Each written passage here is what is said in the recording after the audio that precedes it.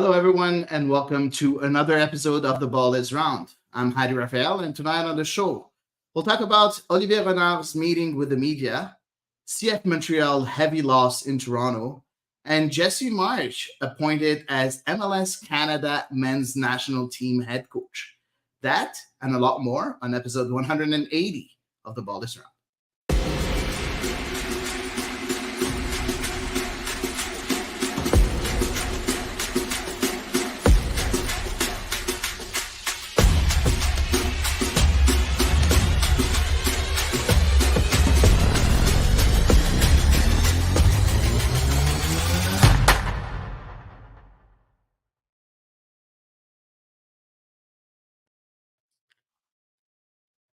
And I'm joined tonight by none other than Elias Gregoriadis. Hey, Elias, how are you today?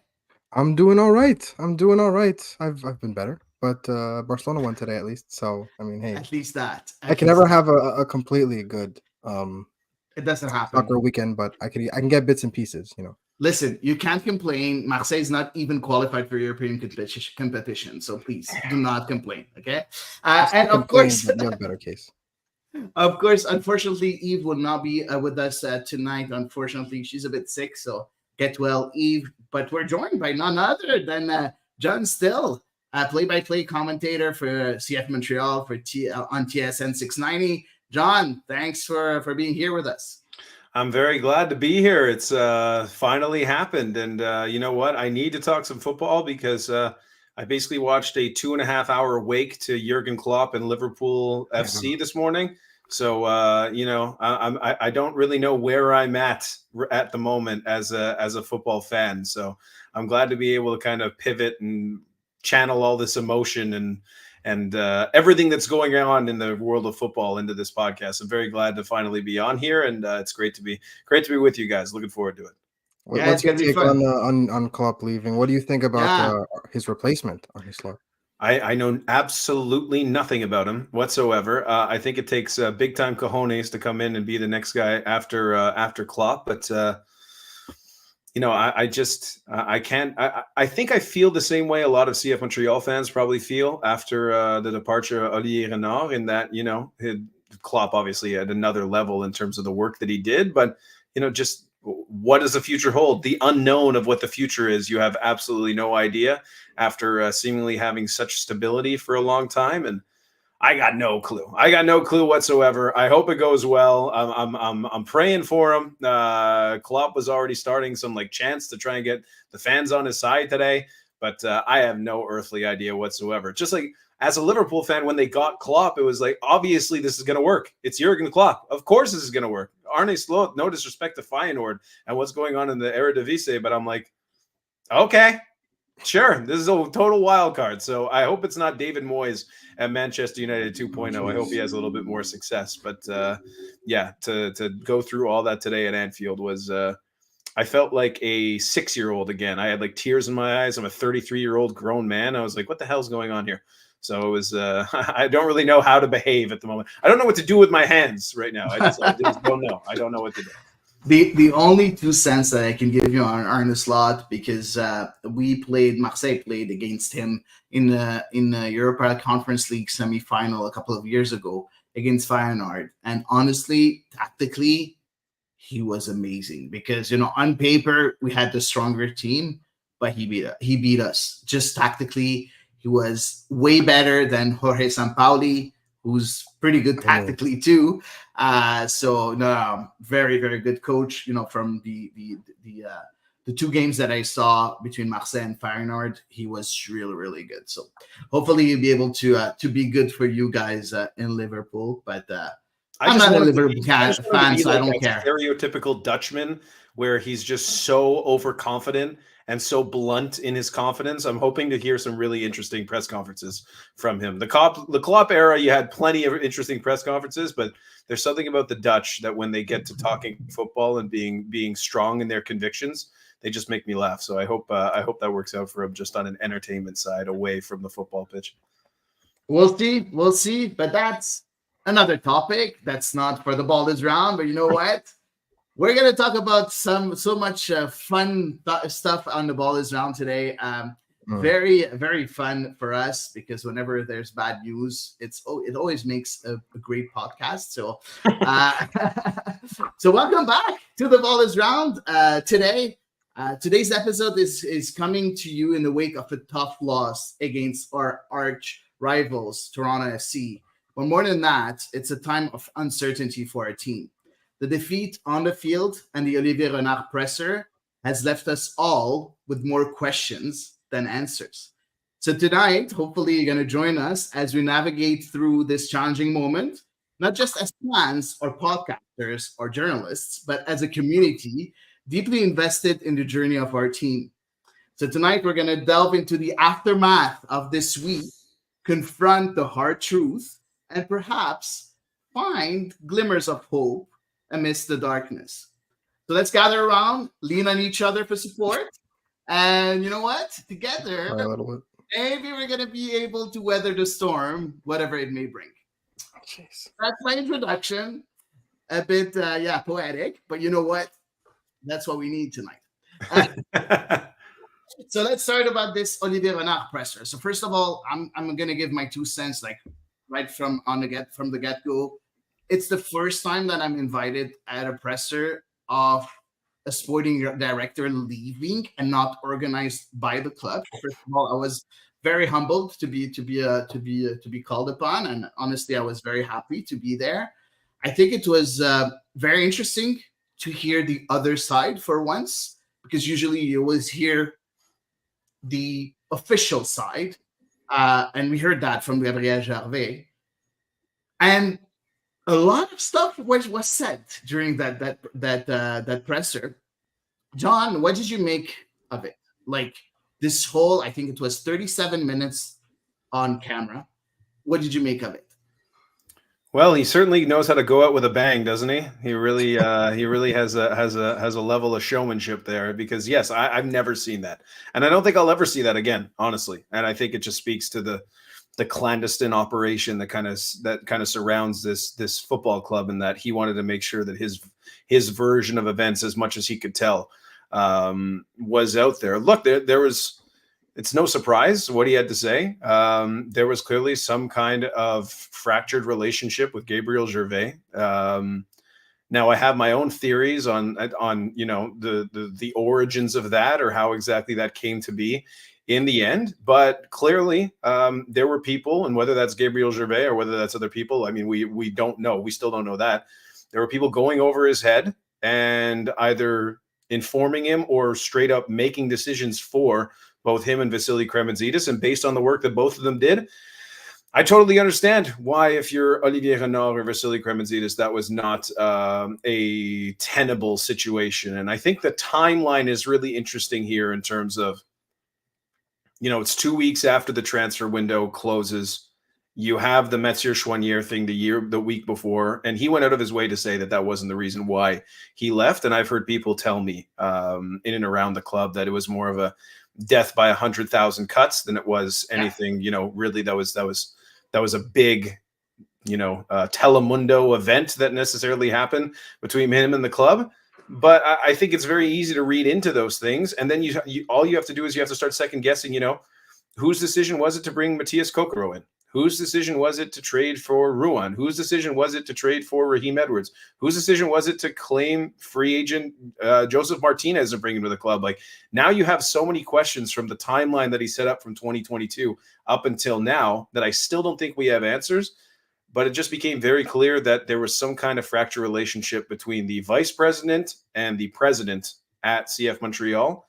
And it just made it for an untenable environment. After 5, what I would say, in fairness to Olivier Renard and Vasily CFMTL, very successful years considering the budget and the realities of the job for both of them.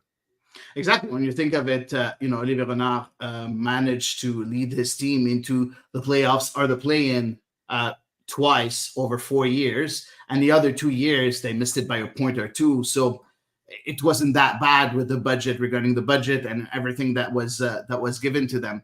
Elias, when you look at this presser and when you look at what Olivier Renard said, always whenever we go into those pressers, we don't really expect much, right? because it's always, you know what, it's always very politically correct sentences. You learn a lot from them, but it wasn't that's not that time. We felt that he went for it in a way. Yeah, in some on some topics, right? You know, speaking about his relationship with Gabriel Gervais, he uh he definitely let his feelings show. Some of the stuff he was still, you know, Of course. typically tight-lipped about, which I get it, because at the end of the day he's not retiring, he's moving on to another thing, and I don't think many clubs would take kindly to seeing a prospective sporting director just talking all kinds of shit about his former club. I think that um he spoke his truth in some things, and other things he kind of kept close to the chest, because at the end of the day, right, if you're looking for another job, um that's something teams are definitely going to look at. And this entire thing just kind of reinforces just how good at, not necessarily working with the media, but getting the media on your side and getting the media to understand you and like you, that Olivier Renard is. He really is a master at all of that. And he's managed to do it time and time again. He's, gone out of his way to tear people a new one whenever he disagrees with them, and he still manages to have them root for him, right? You look at all the times where he's called out the media, or he's you know said no to rumors, and then kind of went after some of the things that are being reported, and then people just keep on coming back, people keep on saying only nice things about him, and it really shows you just how good he is at communicating with the public. And things like this kind of reinforce this feeling that I've had, that he could be more than a sporting director if he wanted to be. If given Yeah. the reins to a club altogether, he would definitely be able to do a more than capable job. And teams like this, teams like Liège, teams like from his time in Europe, um, you build up this experience. And if I see him pop up one day, maybe not necessarily as a sporting director, but as a president of football operations or something like that, I will not be surprised at all. And yeah, I mean, when it comes to talking about Gabriel Gervais, there he really didn't mince words. And I get it, right? I kind of understand both sides, right? Because at the end of the day, the president is appointed to be president. But if you're Olivier Renard, and yes, you just lost Wilfried Nancy, but you come off the back of what is essentially the perfect first 2 years of a project, if you don't really look at the 1 year with Thierry Henry, because it did really feel like almost like a fever dream with COVID and everything. Those 2 years with Nancy really were, in terms of a development, perfect for the next step. And now not only do you lose the coach and your quote unquote partner in this project, but there's a new president coming in, there's a new changing in the hierarchy, there's a new change the way in doing things, and all of a sudden you said, but I understand not being complacent, but what we had was working, and now all of a sudden everything's kind of flipped on his head. So yeah, I mean, John, I completely agree with John, and what Olivier Renard said, where it's like 100,000 cuts kind of feels like maybe 100 million cuts at this point. But yeah, it's gonna be sorry, it's gonna be sad to see him go. I think he did an excellent job, and it's massive shoes to fill for whoever's next. Let's wait. Let's wait and see if the his successor is going to be able to do more. You mentioned something, Elias, that's very interesting. You talked about communication and his communication skills. Nowadays, John, is it mandatory to be an expert in communication for such a role as sporting director of a club? I think for this project, you have to be, because everything is so tight-lipped about, the budget. What is the budget? What are the funds that are available? I mean, there were so many things that came out that makes me think that he had to have this press conference, because he had to reveal some level of what's going on in the club. Like this one, when like kind of right off the top, he said, he said, I didn't know that Gabriel Gervais was the one who had the final say. Exactly. Like, and that's what I loved about his communication, because he didn't really throw Gabriel Gervais under the bus. He just answered exactly on what Gabriel Gervais said. Correct. Exactly. He said what he could, in response to what Gabe had to say. And look, I think, in all honesty, I think the work that Gabe is doing on the business side, bringing in all the people that he's brought in. I mean, I've never seen, brands that actually tend to give a shit about CF Montreal actually coming in and, seemingly supporting the team. Now, I have a ton of questions about whether he wants to actually be the sporting director. Like, to me, for someone who's never done that job, that seems moderately insane to me personally. But I mean, I don't think that's the long term. Like, I can see, here's a scenario that I'm just going to throw out there. Okay. I could see Gabriel Gervais falling on the sword for the board and the people above him and saying the final decision is mine, when the final decision really isn't his.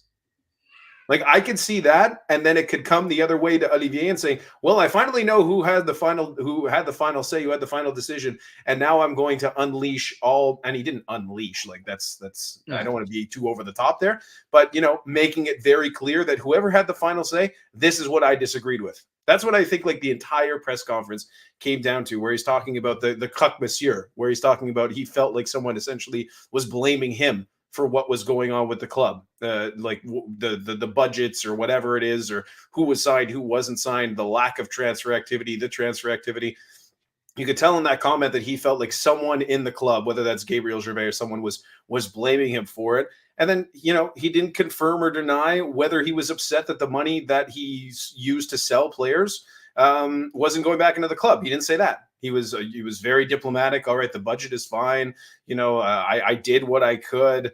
Changing the winning method comment in 2022 to go back to that Gabriel Gervais coming in, but there was a whole bunch of turnover at the club at that point. So is it really just him? Like, there's so many other questions. And then the other one that I really loved was when he said, in an ideal world, I can answer that question, but I can't. And it was whether he wanted to add a player at the end of the transfer window. Like, he was terrific at communicating what he could communicate. And you'd imagine there are some documents that have some NDAs or something signed in there that he can or cannot reveal.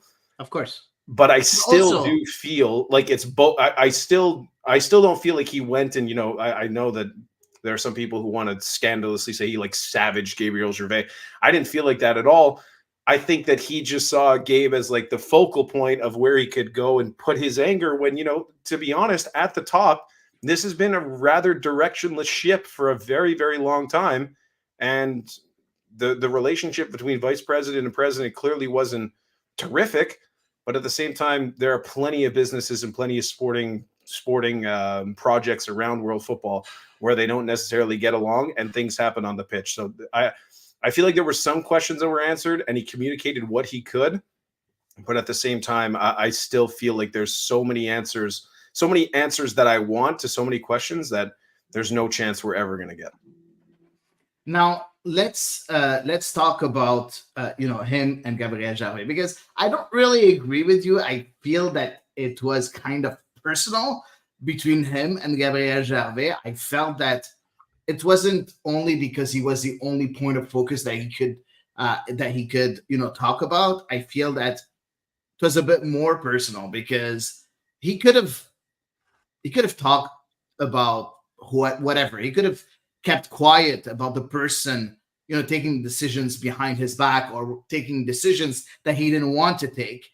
But he didn't. He named Gabriel Gervais quite a few times. And for a master of communication like him, for me, it was directed at Gabriel Gervais. And at the same time, when he didn't want to communicate on some subjects, it's normal, because at the end of the day, he's a sporting director that's looking for his next job. So you're not gonna talk about some things that are a bit more secret when you're looking for your next job. So that's normal. You're respecting the institution, respecting the owners. Again, gave his full confidence, and he saluted the Saputo family quite a few times and everything. And that's normal, because at the end of the day, even if it was a problem with the Saputo family, he couldn't have said anything bad about them, because he's looking for his next job right after. But he had a chance of maybe keeping, not naming Gabriel Gervais and saying someone was doing this. And it would have been the interpretation of each one of us to really point fingers at someone, and most of the time, fingers are pointed are fingers are pointed at Joey Saputo, and this time he made sure that the finger is pointed as at one particular person, which is Gabriel Gervais. Elias, knowing all that, tell me that the pressure on Gabriel Gervais' shoulders just doubled just after that presser. I think that there's a lot more pressure on Gabriel Gervais than it was before. He was a bit of the golden boy of CF Montreal. He was the poster boy. He was the boy that got his jersey on the wall of fame and everything. The former player that came that did so many good things on the business side of the club, and now he's a bit like the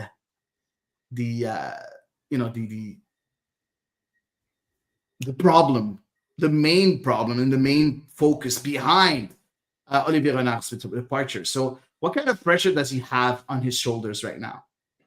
Internally, I don't think anything's changed. I No, think that, everything that has been said, I think that, internally they were probably aware of it, the board, the owners, Gervais, everything. So I think that, internally nothing's going to change. Now, from the fans' perspective, I think the game on Wednesday against Forge, and I think the game on Saturday against Nashville, if I'm not mistaken, are very important to see the fans' reaction, because these are 2 home games. This is coming off a big derby loss, is coming off this press conference. How they react will be when we find out how much pressure Gabriel Gervais really is under, right? Because the everyone will have seen Olivier Renard's comments, if not the video, some capacity, the quotes, clips, anything. And I think there we'll finally see, not necessarily if Gabriel Gervais will be sticking around in the future, but what the reception to him is. Because like you said, right, former player, former captain, everything. And now, he was spearheading this revitalization of the stadium and everything like that. So, opinions will most likely have soured from a lot of people. I think that there'll be pressure, not on a sporting front, but for him to continue his project of, working on the renovation of the stadium.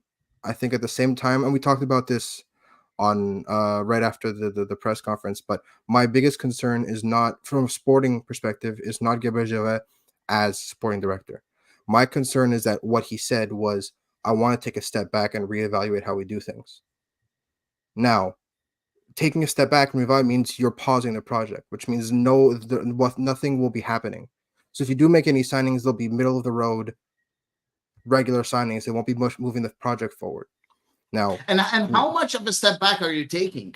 Are we forfeiting this season right now, or are you just going to take a couple of weeks? You're going to take a couple of months? You're going to take the whole year? Like, I'm sorry, but taking a step back for me is not enough. Just give us clear directions of where you want to go, because right now, fans are pissed off. We are pissed off, and nothing is working, and players are pissed off. And we'll talk about it a bit after, when we'll talk about the game and the Laurent Courtois presser, because it was clear and obvious that players are pissed off too. Yeah, so, I mean, it's for the Gervais thing. I think honestly, the anger for him comes out in that everything you heard from him in that press conference is, je veux juste faire mon focus sur le sportif. That's it. Yeah. He just wanted it on the sporting side. And now look, the guy who seemingly you butted heads with towards the end, now he's got your job. And your deputy, Vasily Krementzidis, who also, I mean, he went out of his way to say Vasily absolutely deserves to be the sporting director of some club. And honestly, if I would have been Gabriel Gervais in my shoes, I mean, that would have been a no-brainer, is just turn it over to Vasily in the interim. Best friend. He's the best friend of Olivier Renard. Right, but at the same time, how does Does Gabe know how exactly to manage the cap? Does he know targeted allocation, general allocation money? Like, does he know any of those things? How could you expect him to know those things? You can't just jump on a train that's going 100 miles an hour and then bang, just no problem. I'll figure all this out. So I don't really understand that side of it. My understanding is that Vasily is still in some way affiliated with the club at the moment. I don't really know where that goes in the not too distant future, but I think a lot of the anger from Olivier's side would be that my guy who's been here for so long, and I didn't hear anything about Vasily and Gabe Gervais going at each other or butting heads or something like that. My guy's here. He's shown that he can do the job, and you're just coming in from the business side and okay, c'est à moi. See, it's my thing. So I think that had something to do with pissing him off. And then on top of that, I thought it was very interesting what he had to say about the Victor Wanyama contract. Yeah. I forget exactly who it was who asked him the question about Wanyama, and he said, that's a question for Gabriel Gervais about contractually what happened with Victor Wanyama. And so that's the thing is I feel like right now every fan and every media member at the moment is going back to 2022 and trying to piece together like everything that is does this deviate a little bit from what Olivier would have wanted to do with the project? Does this make no sense? Does it what is it? Kai Kamara leaving the club. Does that make sense? Because now you can go back to the Mathieu Choinière where, is it a club policy or is it a Olivier Renard policy that, if you have an option, we're not renegotiating. Like that's it, point final. Because I could understand from an Olivier perspective on the budget that he's on that he just can't go. And every time someone's like, I'm playing much better, I want to renegotiate my contract. He says, no chance. So that's what's so interesting now is you're going through like a timeline of 2 years worth of moves. And you're trying to say what was Olivier and Vasily and what was seemingly either Gabe or other people who are trying to kind of elbow their way into the project. That I continue to do that. And I still struggle to try and figure it out. Oh, we're never going to be able to have answers about that, in my opinion, John. There's an interesting comment from Patrick saying, made it sound like Gilmer wasn't that bad after all. Just one gaffe, really, but a big one. Anyone wants to answer that? Elias, I see you. Calling it one gaffe is... it's a series. It's like wow. It can be encompassed into one, but it's a series of gaffes, right? You met with like we're not going to break down the entire rebound because that's an entire episode on its own, and nobody has time or the willpower or the emotional bandwidth to do that.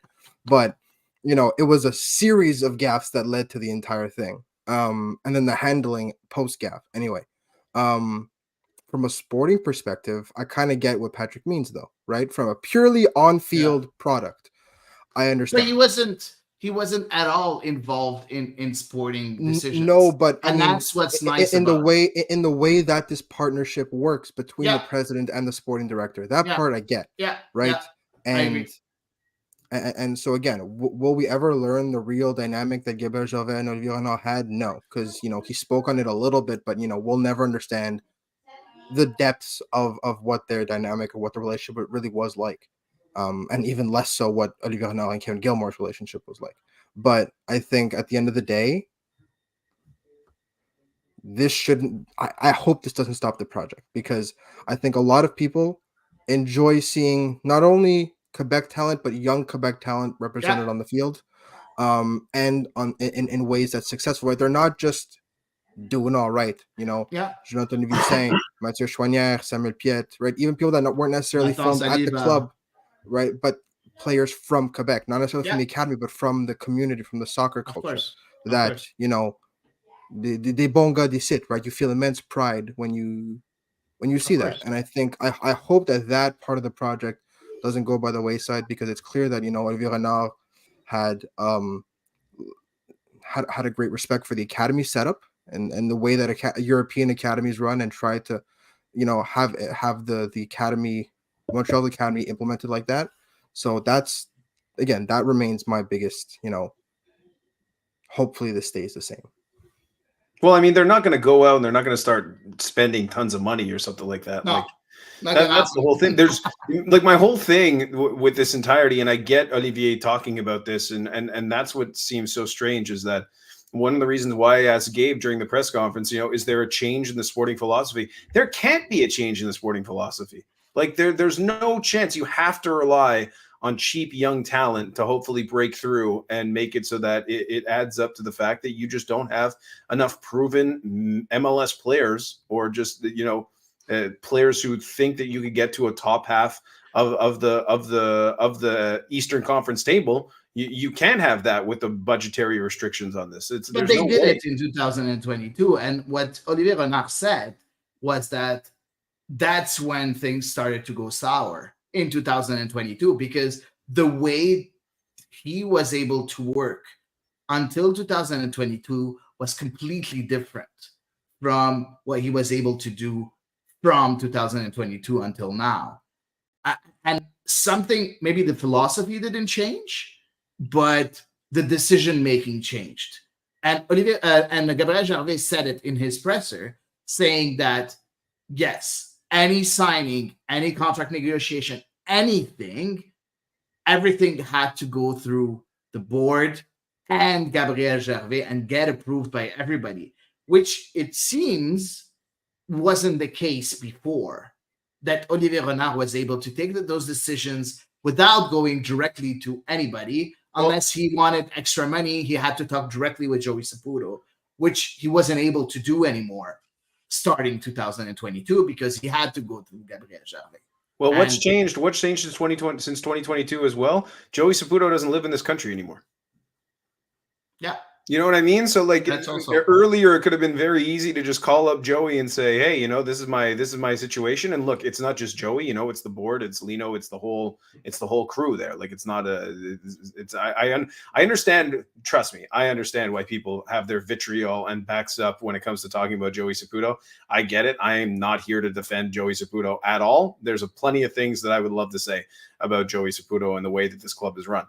But it's not just him. Like if anything, he's taken a big step back over the last couple of years. And so by him taking a step back, now there's a vacuum of, okay, who's making that decision? Because he's taken the step back. Like it doesn't make any sense. That's what's so odd to me, is that I think that Olivier wanted things to stay the same, but I don't necessarily think that could have happened with Joey Saputo not living in this country anymore. And you have to have someone who's a boots on the ground kind of person, and maybe that's Gabe. I really have no idea, but I think that for them to not continue doing it the way that they've been doing it would be the height of folly. And so I just think that in the end, they're just going to continue to do the same thing that they do, which I don't think is really necessarily a winning strategy. I think that you were able to catch lightning in a bottle in 2022, and it all worked out because you clearly had an incredible manager. And it's not to take any shots at Laurent Courtois, but we've seen Wilfred Nancy's pedigree. Like, this is a team that's never getting into the top 5 in the Eastern Conference, like this year, next year, the year after. If this is the sporting project, it's get into the playoffs. Hopefully you can win a game, and that's it. Like that is the height of the ambition of this club at the moment. And I think that if you probably had to ask Olivier Renard about that also, it's, look at the job that I've done with that being the real ambition of the club. How about you give me some serious money? How about you give me some actual, and some actual things to do here on the pitch, where I have an MLS Next Pro Academy, where I have money to spend at any given transfer market, where I can use all these European and MLS contracts. Like, if I'm him, I see what Wilfred Nancy did of going to Columbus and winning the MLS Cup and saying, why not us? Why not me? Why can't I go somewhere and do literally the exact same thing in Major League Soccer or somewhere in Europe? So I'm very curious to see what his next step is going to be. It's going to be very curious, I think, for all of us, because honestly, right now, we don't know what direction the club is taking. And everybody right now is, as I said a bit before, pissed off. I think the coach, the players, and the club altogether, the fans, they need a direction to look forward in order to know what's coming and what are what is the main baseline on which we can find ourselves again. Like, because right now everything is very blurry, and I think that it doesn't help anybody. That blurriness doesn't help anybody. So let's wait and see. It's going to be very interesting to see when Gabriel Gervais is going to talk to the press again. When is he going to give clear directions? Because right now, I don't see how this club is going to be able to turn things around without him, riding the ship in a way. Because right now, we're all lost. So, we probably won't see him until the postmortem at the end of the year. Realistically, you think? I don't think so, No. man, because I think that he knows that right now he needs to do something. No, I mean people. Nah, be I don't know. surprised. The reality that I live in, I would be stunned. Like, you know what? Maybe either before or after the League's Cup, I could see that maybe. Yeah. But like, if we're expecting something in the next like week or two or No, something no. like that, like there's no chance in hell. That's just not the way. Unless Olivier I would Renard was say- grossly in the wrong, Right. and and they're coming out here with receipts to kind of set the record straight, which again would make it even messier, and I don't think they want that either. I doubt we'll see anything from Gabriel Gervais in an official media communication anytime. But he's gonna have to, because the summer window is coming. So who's gonna announce players? It's gonna be him, because he has no fighting director. Well, they're not going to do anything. Remember, unless it's that's the problem. They need to do something. Because the thing is, even when they do bring moving. players in, you brought in a former MLS MVP, and there was no formal press conference. It was just kind of he first showed up on a Zoom media availability, right? Because he doesn't speak English. That's why. Doesn't matter. He doesn't like to discuss. No, he can speak a little bit of English, but yeah, like this is There was no formal organized press conference. So unless you bring in a designated player, we won't see Gabriel Gervais. You're right. You're right. And I don't know. Again, you can't say that the transfer window closing April 23rd and then Mathieu Choinière weeks out. Like, it's not difficult to read into it and say Olivier Renard wanted to do something towards the end of the transfer window. He threw it. He sent it up the flagpole. Let's just say he got shit on a little bit, and he was like, you know what, this is another straw on the camel's back that is on the verge of breaking. And I don't know if that was it or if it was the Choinière thing afterwards, but I don't think it's hard to, like, Olivier Renard and Vasily Kremenzidis aren't stupid people. They saw the amount of injuries and the holes in this squad and the fact that Victor Wanyama looks like he can't play anymore. And, you only really have three midfielders that can really kind of play in that role. Like, you're looking at grace and duty to try and survive, try and spell Rouen at some point, because Lassi Lapalainen can't stay fit. Like, there's so many things that have just popped up all of a sudden that they had to do at least something before the end of the window. And I think they got it kiboshed.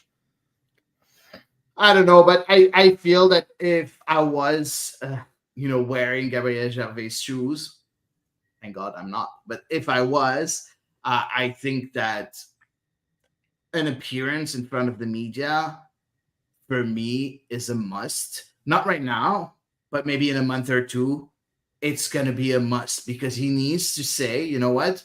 I took that decision. This is me now living with that decision. And this is what I'm taking this project on. And this is what I'm doing. Give a direction to the club, because right now, nothing is going to put anybody at ease, unless miraculously you get like 2, 3, 4 wins in a row, which I don't think is going to happen with everything that we saw. That's a great transition for next subject. Let's talk about Toronto FC. No, please. We don't have a choice, John. We don't have a choice, John. Dear Lord. So let's talk about Toronto FC. CF Montreal, of course, was playing in Toronto against their biggest rival.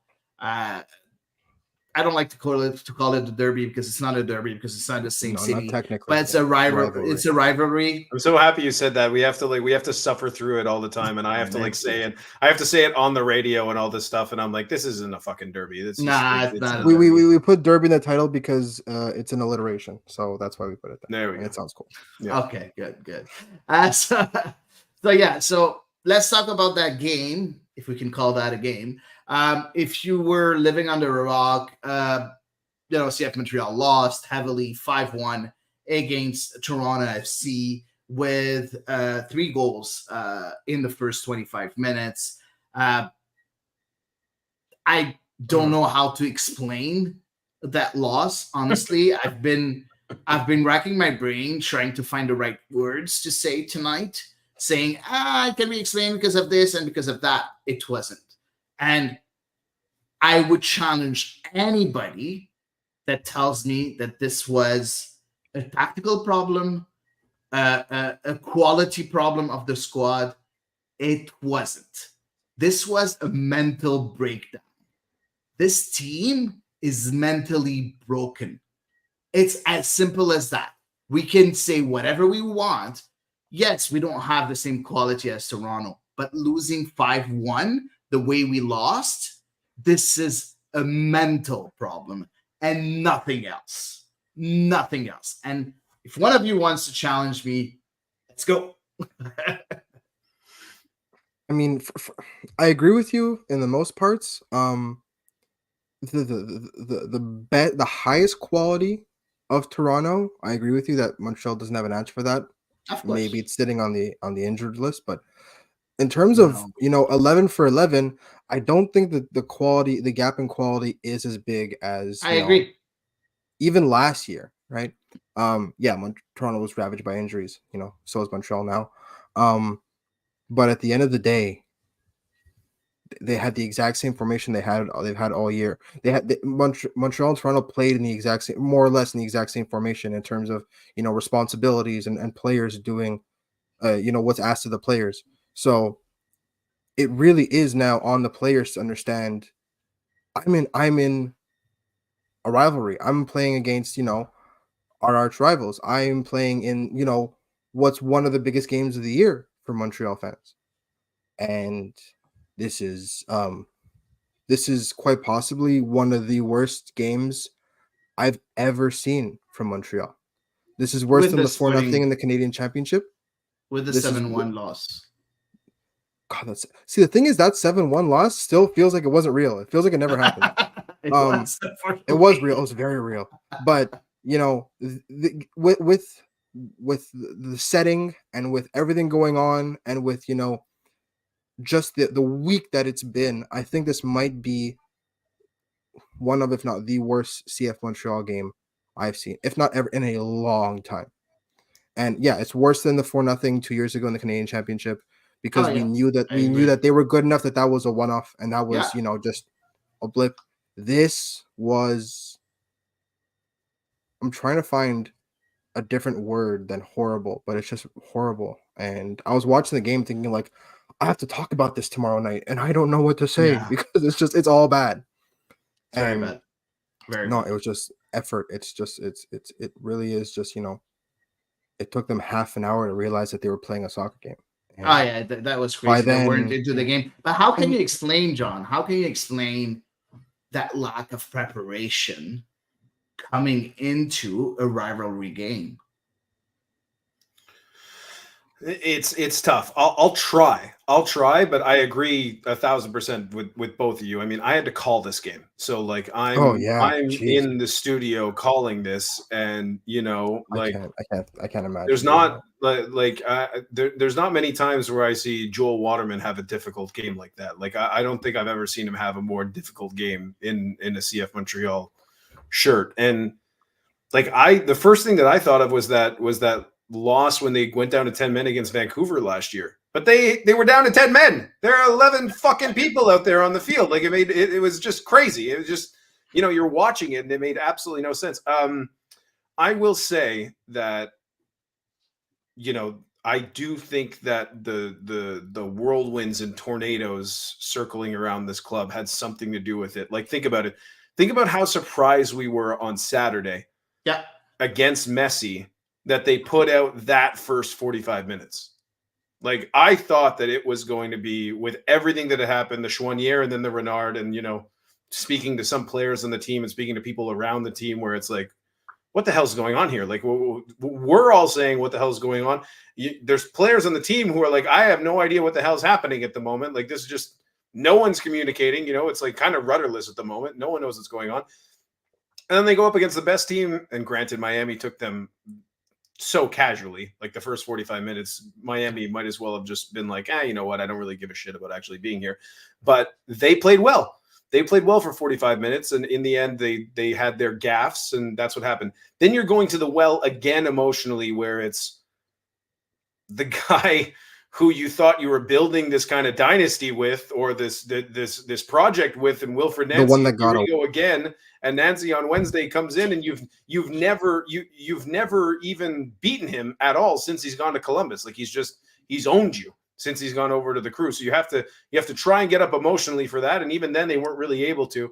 And then it felt like you went to the well again, and there was just nothing. There was just absolutely nothing against Toronto FC. And then look at it on the other side, where John Herdman going into this match, they hadn't beaten Montreal at home in 5 years. And so you don't think John Herdman is saying, what the hell is going on here with this football club? We're outspending this team by, I don't know, $20 million or whatever it is. Like, we are a far better team based on the top superstar talent that we have. We should own these guys. And he's a man motivator master. And they came out there and they played like it. So I can try and explain it in that way, but in the end, I agree with you. I agree with both of you. Like, it was just a mental capitulation from them that I don't think I've ever seen in the 3 years that I've been doing the play-by-play on the radio. And so, like, it was, I thought that it was the perfect time if you're Laurent Courtois to go up and basically tear your team a new asshole. And it seems like he's not that kind of guy. He fell on his sword yet again. And it took Waterman and Sirois coming out and saying, I don't know why we're not playing with this humility, and we're not shit. And, I would agree with all those things. But I really can't even begin to understand, like, on the first 2 goals, like, what is happening between the wing back, the midfielder, and the center back there. Like, it just makes absolutely no sense. Like, it's so basic. On the Insigne chance that he goes in on Sirois, it's the 4-on-3. There's like 20 yards between the back line and the guys pressing near the touchline. You're like, what is happening here? Like, it looked like they had never played together before. Yeah. And that's what was so distressing, I think, if you're a fan, is that early on in the season, they looked so good. And it looked like they've been playing together for years, and you have a brand new manager, and wow, okay, they seemingly just got this system, whatever it is. And then last night, you're like, what? I don't even know what this is. This can't even describe this as like football at the moment. It's just 11 guys out there trying to do their little flicks and their little nonsense early in the game. And there was absolutely no substance to what they were doing as a team. It was just a disaster.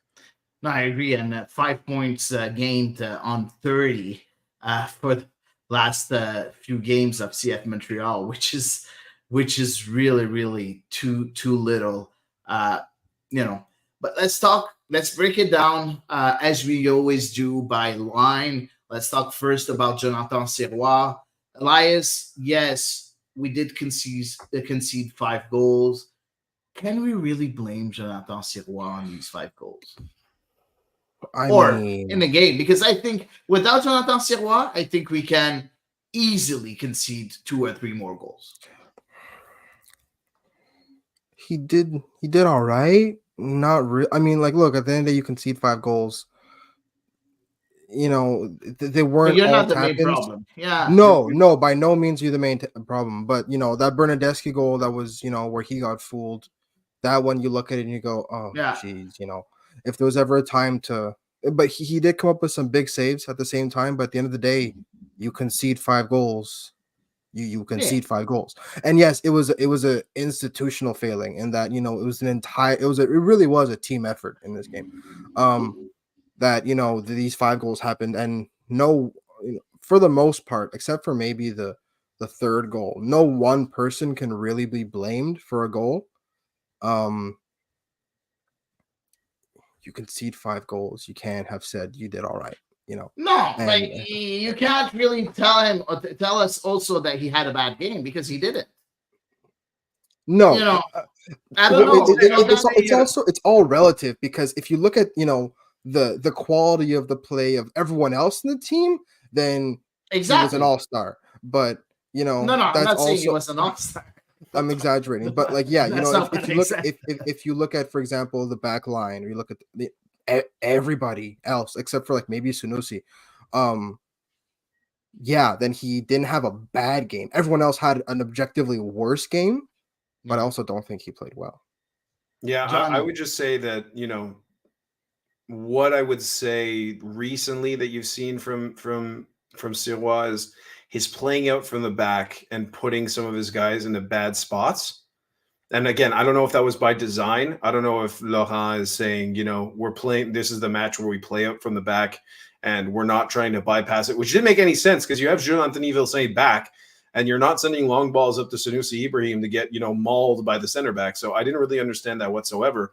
but I felt like a little bit of his distribution in terms of, you know, when to pass it to Piet, when to bring it into Waterman, whatever, I thought left a little bit to be desired. But come on, it's you can't say anything about Sirois because he was confined to 18 yards on the pitch, and everyone else had to actually go out there and play the way that they did throughout the rest of the pitch. It was just I wouldn't blame him, but I still think that there has to be questions asked recently over the last couple of weeks about him playing out from the back. It hasn't been as efficient as I think it was last season, obviously. No, I agree, and again, I think that right now, you know, Sirois is learning how to be good with the team that's struggling, which is not easy for a goalkeeper, because at the end of the day, goalkeepers can't do miracles. They can do one miracle save, two miracle save, have one miraculous game, but week in, week out, they can't be the miraculous player on the pitch every time. It doesn't work that way in soccer. So, but I think he's a victim. I think he's a victim of his success last year, where he was that. Yeah, exactly. He was that last year, and so unfortunately, for 6-7 games, some people will look at that and say, "Well, why not? Why couldn't you?" But yeah, I agree with you. But there are going to be portions of the fan base or people out there who are going to say, "Why can't you be that spectacular week in and week out?" I think that the chances that are conceded are much more lethal than they were last year, and because the team is less compact than it was last year too. So let's talk about the defense right now. John, you talked about Waterman and his game yesterday. That was a disaster. But honestly, the way I saw that, for me, I can't really point fingers at Waterman alone, because Campbell was horrible. Campbell was like maybe a AAA player yesterday. Not even a professional or semi-professional player. What is this? Can someone explain to me what this is when he carries the ball forward and he does this right before he passes it? Like, what is that? He does that over and over again. I'm like, what is that? You're just stepping side to side. Are you fooling anybody? Like, there's no step overs. There's nothing. It's just cha-cha-cha-cha-cha, and then he passes the ball. But I think that for Joel, for Waterman, I think that, you know, at his high standards, he'll feel super, super pissed off with the way that he played yesterday. And he was a depressor. Yeah, the third one is obviously the most glaring, but you know, there were plenty of reasons. But there were two things that stood out to me at the back yesterday, which is, why do you take off Fernando Alvarez, who seemingly was the only one of the three who seemed to be having a okay game? Didn't understand that whatsoever. And this whole thing about this Corbo for Campbell thing, I don't understand this at all. It's a very baffling thing. Like, if I had to ask one question to Laurent Courtois early on, if you had like a bilan de mid-saison or de quart saison or whatever, I would say, what is the thinking behind playing George Campbell ahead of Gabriele Corbo? Because to me, it's night and day when Corbo's in there, and the understanding and the solidity he gives you back there, where Campbell, I think that his teammates, as well as the supporters, are just nervous being around him because you have no idea what could possibly happen. And I don't know what he did on that first goal where he just I don't understand. I don't understand what happened there where he just loses any kind of discipline of where he's supposed to be on the pitch. It's one of the more baffling things. But yeah, I'm not gonna pick on Joel Waterman. I'm just saying that if I asked him how he felt his game went yesterday, he would probably echo the exact same thing: catastrophic, disaster, like whatever you want to say. But the entirety of that back line was all over the place. You talked a bit about Alvarez. Elias, I think Patrick says, I think the need to put back Corbo on the left side. He's solid and couldn't make the same mistakes as Alvarez. A lot of people are also asking for Corbo to be in the middle and Waterman to be either on the right or not be here at all, because it's so easy. I think you have two uh, two players that are usually singled out by Montreal fans every time that a loss happens. It's Samuel Piette and Joel Waterman. Every time CF Montreal loses, it's the two players that are directly singled out. Well, then And they're not watching the games, and they're not what. Then they Yeah. don't know what the hell's going on. Then they're not watching the games. exactly Because because like there's a million things that I could go to yesterday, but to single out Sam Piette and Joe Waterman as the reason why they lost, or any of the other losses, like come on, it's just No, completely and utterly this really asinine. was a team effort. Yeah. It As was. for Corbo, for Alvarez defensively, I agree. Corbo is a very good team defender. He's very good. He has a very good understanding with Joel Waterman, obviously. The only thing is, remember that kind of like Nancy, in possession, your outside center backs become fullbacks. And we saw it with Gabriel Corbo last year, where yes, he can use his left Yeah. foot competently, but he's not a lefty, and it shows.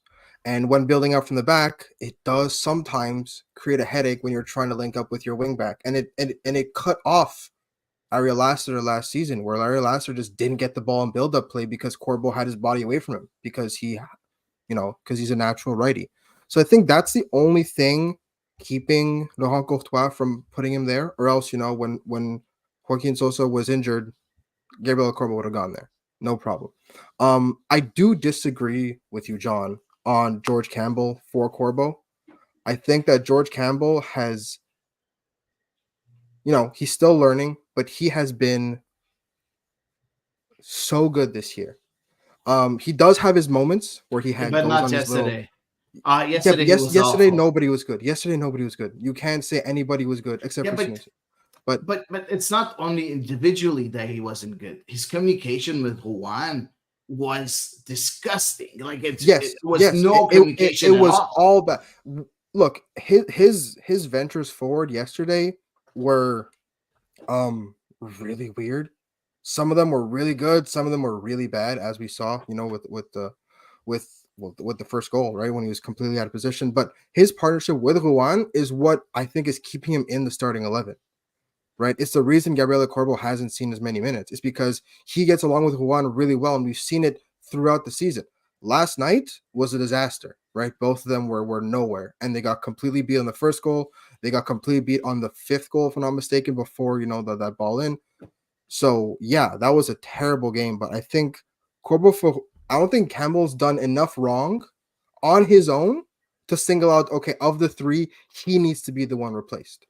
I just think defensively, and like now Montreal, I think after the last game, they have either the second most goals allowed in the league No, this they're the year, worst. the most. Or And the by most now, whatever it by is. a few goals, they're the which worst. is not great. I mean, like the strength of this team was supposed to be that back line, and they're Yeah. conceding that many goals. Like to me, like start with that. Like, And there's no injuries. pardon? And there's no injuries in the Yeah, back. that's what I mean. Like this is supposed to Raheem be Edwards is injured, the whole right? reason it's going on. Like to me, I mean, I guess we'll just disagree on this. Is that defensively, like Campbell's all over the place for me. And I think he's a very unpredictable player for his teammates to kind of understand what he's going to do at any given moment. Where maybe he does have that understanding with Ruan down the right side, but I mean, I don't want to take shots at Ruan because he's played so much football that I think he's never like the man needs like 2 weeks off and send him to Rio de Janeiro or something. Like I don't know what's going on. That he just can't keep playing every week, and you're seeing that over the last 3 weeks or so. But like at this point, you just got to stop conceding so many goals. And I feel like I don't know. All things being considered, would you rather have Alvarez or Sosa on the left between what we've seen so far? I pick Sosa. I think he's just all 100% Sosa. Right. So like 100%. to me the ideal back line is Waterman in the middle, Sosa on the left, and Corbo on the right. Like that makes the most sense to me in terms of Elias would say Corbo in the middle and Waterman on the right, right? At the beginning of the year, yes, but you know what? I think Waterman has done almost thrown in the deep end, and he's getting there, right? I think so Waterman in the middle and Corbo. I would almost like I would almost play here's the thing. I would almost play Campbell as a right wing back instead. Like if you wanted to have Ruan, no, but it's not funny. against him. It's just that like you need to give this man a rest. Like Ruan is an MLS veteran. This man is like 30 years old almost. You can't have him playing this much football. It's not possible. So you're like, oh, I see a lot of stuff online about Ruan, like his final ball. The man has not stopped playing football since February, and everyone else is He's 28. He's going to be 29 in a couple of weeks. Well, hopefully we see Grayson Duty make his debut on Wednesday, or what? Even George Lassie, Jesus Christ! I think Lassie as a right wing back would be awesome, but Lassie's never here. He can't be. He's not fit. He can't stay on the field. It's just crazy. Like you can't build a partnership with someone when who's not there. You know, but in 2022 minutes. In 2022, he almost made the whole season as a left wing back, right? So I think that was the plan. I think the plan was to have him as the right wing back, like deputy, but plans have kind of gone to shit at the moment with the fact that he can't stay healthy. That's why I like the idea. And again, it's an outlandish idea, but Campbell playing on the right, he's super athletic. I like when he goes forward. Like there's a lot of things I do like about George Campbell. It makes it so that when he has those moments where he has a brain fart, it's not nearly as catastrophic as maybe you see where he's playing at the center back role. It's not for him to stay there long term. And I think that him and Corbo continue to compete at the right center back spot. I get it. It makes sense. But at some point, Ruan has just got to take a breather because it's just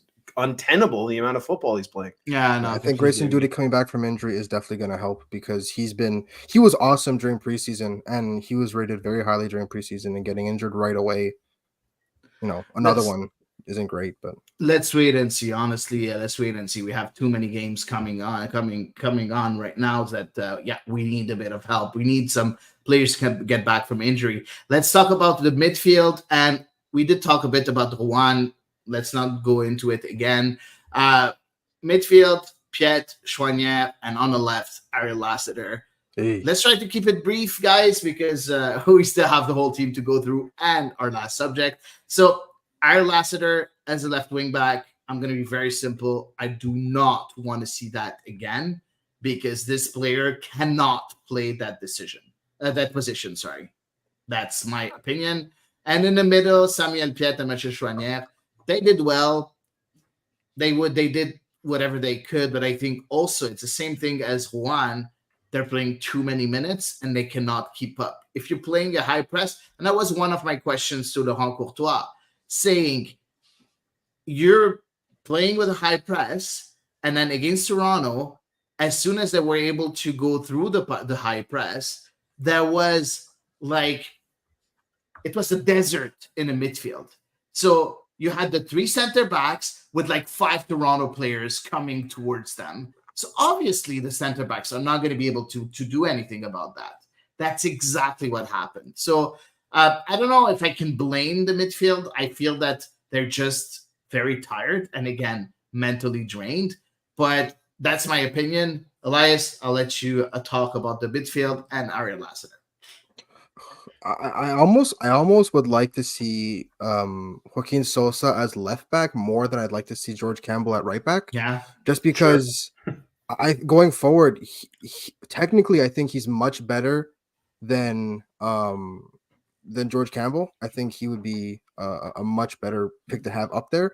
But yeah, I think Ariel Lassiter in a pinch was okay, but you could just tell now an extended shift at left wing back, it's just not his thing. And him along with Alvarez, everybody's starting to target it now, right? It started with Miami, and that was all right, but now it's starting to bleed over into every single team they're playing. The book is almost out on this back line that they're the way through, and they're how you unlock and then maybe kind of cause havoc is that left hand side. So yes, I think Lassiter had a really good run as an attacker. And, if Raheem Edwards were healthy, then, it's an entirely different conversation. But we don't really do hypotheticals here. And, Choinière and Piet just physically looked fine. They looked emotionally exhausted. Mm-hmm. Right? And I think it was almost like the worst possible time to have a game like this was, the most emotional game of the year, arguably, the game that you have to be the most motivated for. And you just had this absolute beatdown of a week. And so, yeah, I think that, you know what, everyone deserves the hard reset for the game against Forge on Wednesday, and just rotate the squad as much as possible. I think because A, they need it desperately, and B, I think, you know what, you need a kind of a clean slate and just, you know, have some fresh legs, have some people with motivation to prove themselves, and just have them go out there and run their hearts out. Yeah, I mean, I don't have much more to add. I like this Sosa idea at the left wing back spot, and And he could I shoot would, the ball I too. would, I would like to see. I would just like to see Rita Zuhir kind of grab an opportunity here. Thank you. Like, Thank you. He played so well in the USL Yeah. last He's been year. good.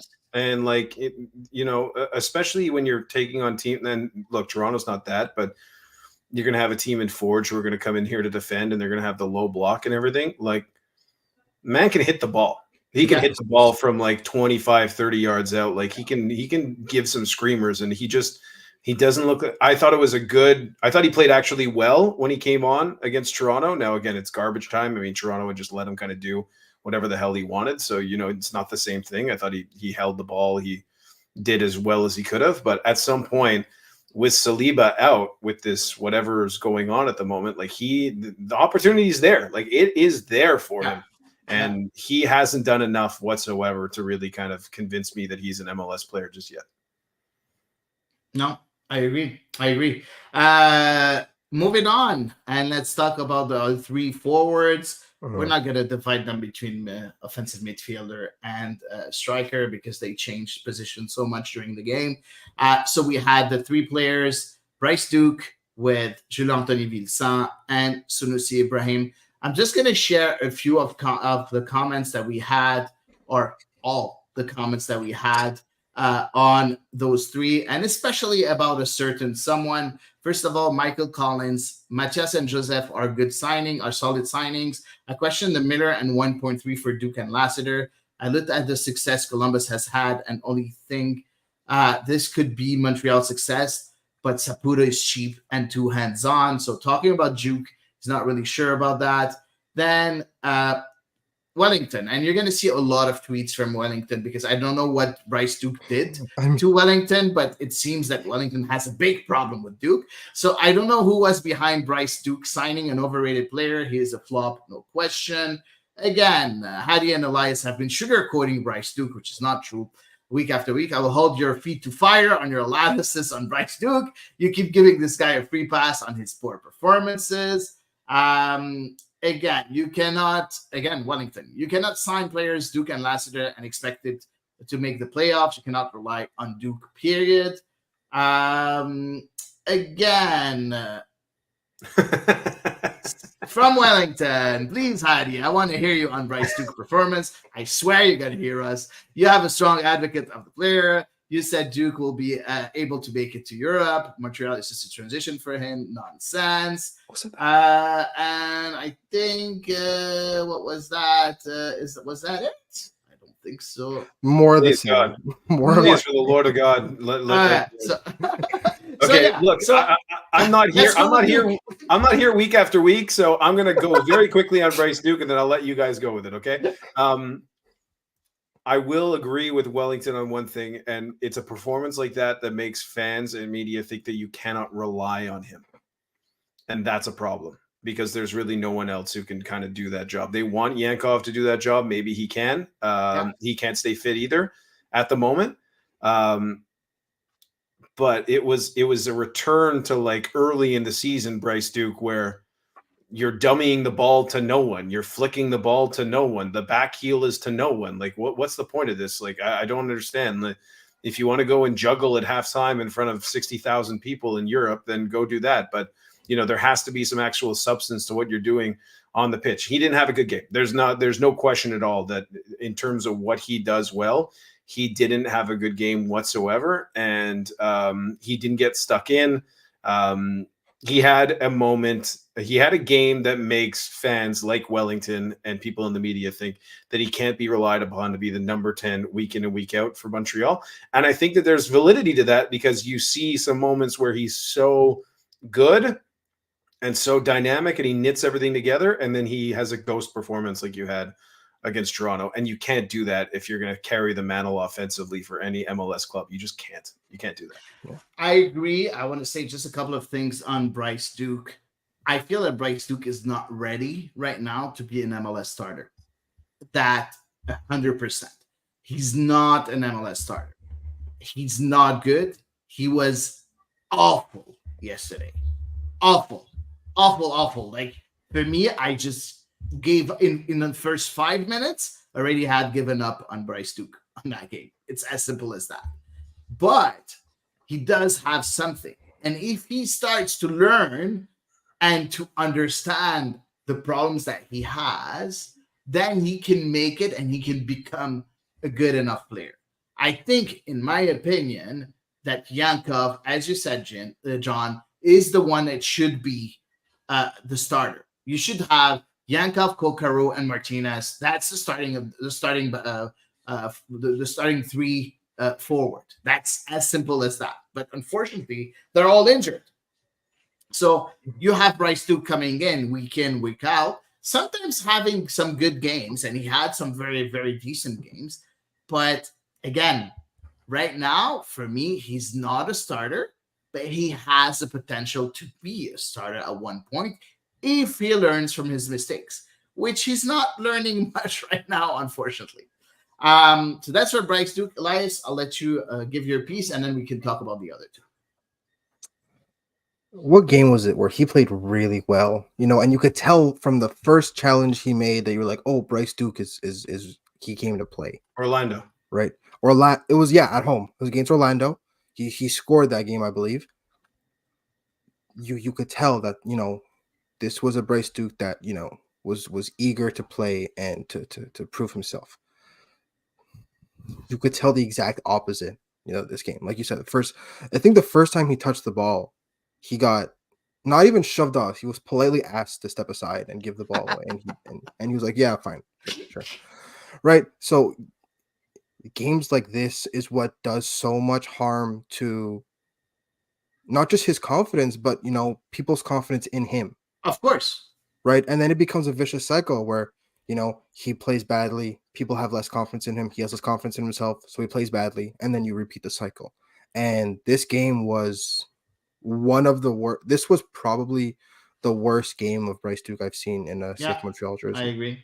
From a technical standpoint, yes, he wasn't good, but it was more from the effort standpoint because he was never physically there, right? Or he's very, very physically there in a game, but he would still run.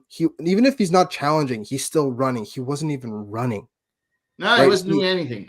I can remember exactly one good thing he did. I can remember exactly one good. He played a really nice ball into Rwanda. It was perfect. That was the only good thing he did in what? It was like an hour he played. Yeah, that's it. Yeah, and I remember Nilton tweeted it.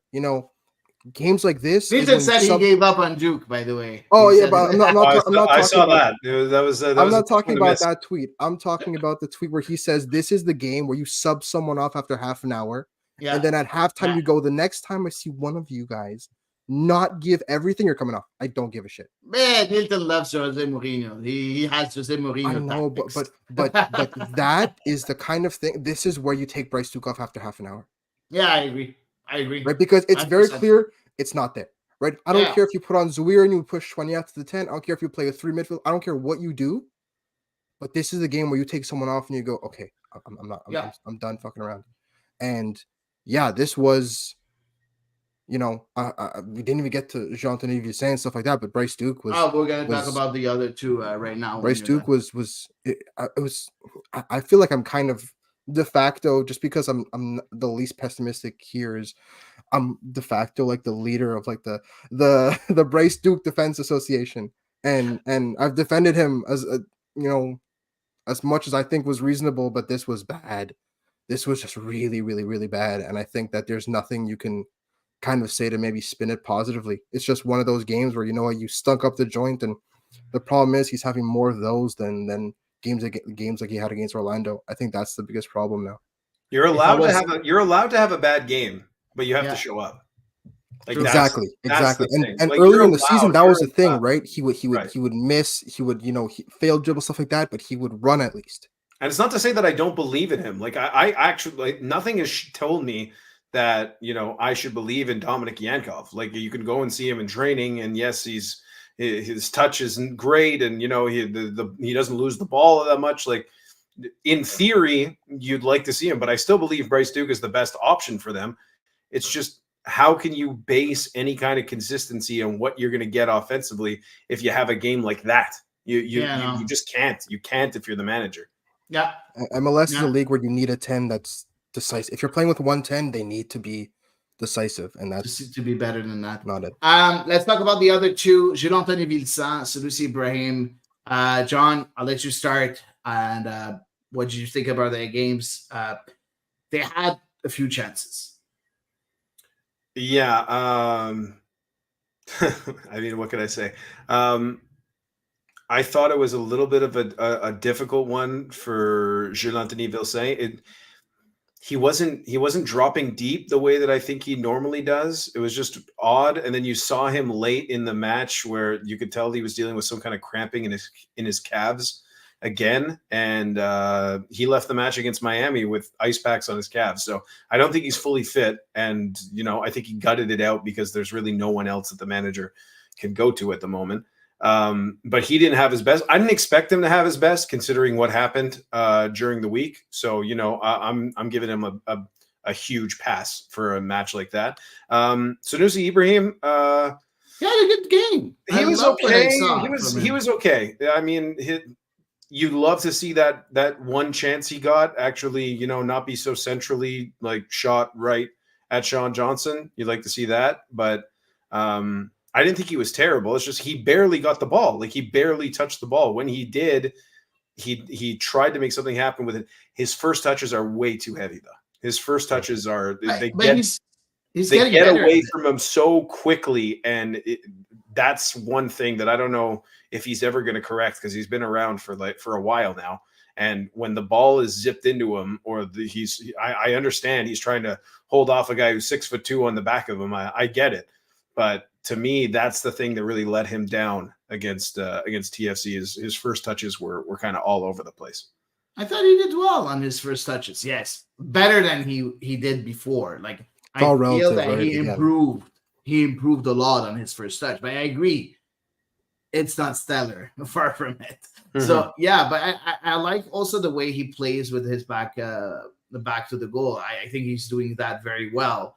You know, I love the way he flicks the ball whenever he gets the ball, you know, with his back turned to the goal. He's doing that well.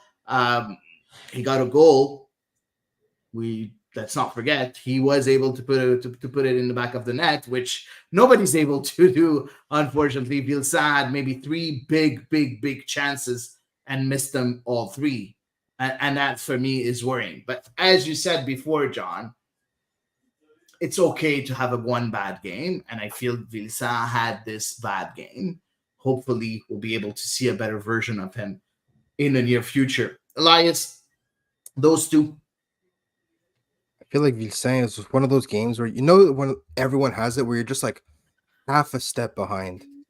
You know, it's just like, you know, the chance off Johnson, just like half a step. You know, the chance that Longstaff ended putting out for a corner, just half, like, you know, it's the finest of margins, and you just can't get anything going. Yeah.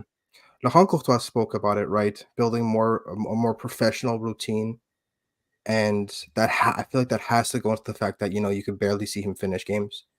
You barely see him past the hour mark, and I think that, you know what, if he doesn't, again, he's still extremely young, but if he doesn't kind of make that his main focus now, he's in danger of becoming one of those players that's known as a super sub. Well, he comes on the field, affects change, and then is good for about half an hour of energy, and then, you know, that's it. Because now it's happened too many times where he started the game and his energy just peters off. And he's not playing every game like Chouanière and Piet and Juan and all these guys that are running 10, 12 kilometers a game twice a week, 3 times a week.